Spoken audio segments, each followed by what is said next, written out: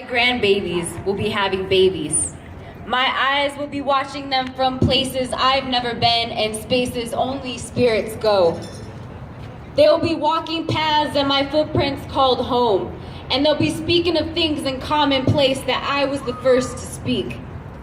My heart will be resting within a cage placed above their instincts, and my mind will be rationed out among them, taking what they can from what I left like an unwritten will. I hope they are gracious to each other, and I hope I left enough to go around.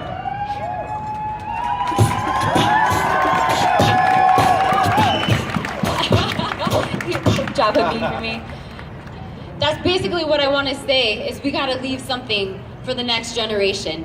We got to leave something for our children, for our grandbabies, for our grandbabies' grandbabies. We got to stand up for what's right, not for what's convenient. Yeah.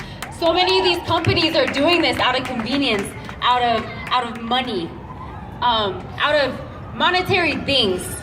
But if we think ahead to our next generations and what their little spirits are gonna need to grow and to carry on our knowledge and our wisdom that we have gained from our elders, we need to pave a path for them, and they deserve that, just like we deserve it too.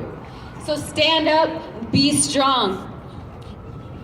So all in all, what I want to say, the most important thing tonight will be water is life.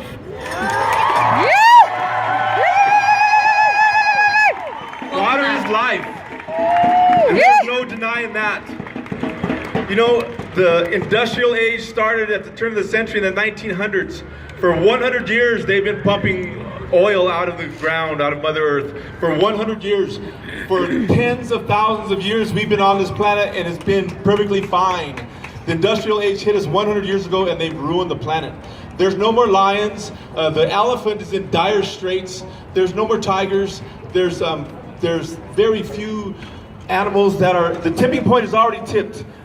I think we're past the point of no return. The global warming situation, this is not helping it. So far in 100 years, they're able to get oil down to Chicago, down to Oklahoma, down to wherever they needed it. So far, I don't see anybody saying, hey, I need more oil down here right away. I don't know what's going on, what's holding up all the oil.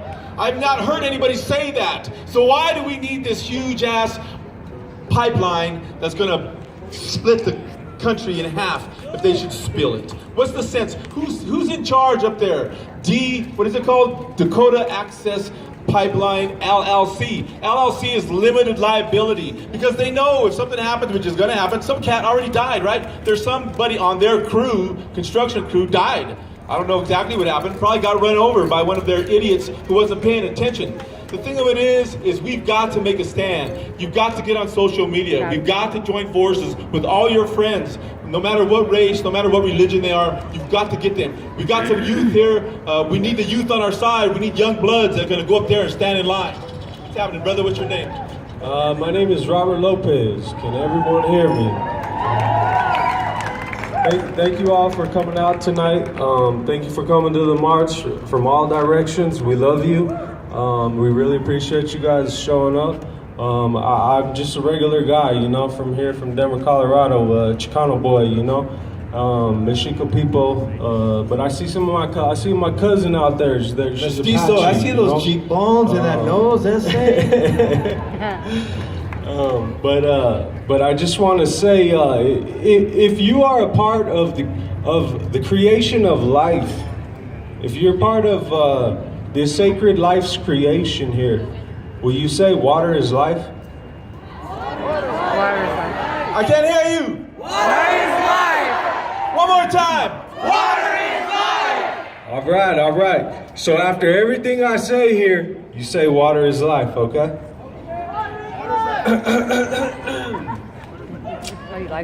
So if you're exhausted in the wilderness and you can't drink oil, Water is life. if you are stranded in the desert, you can't drink oil.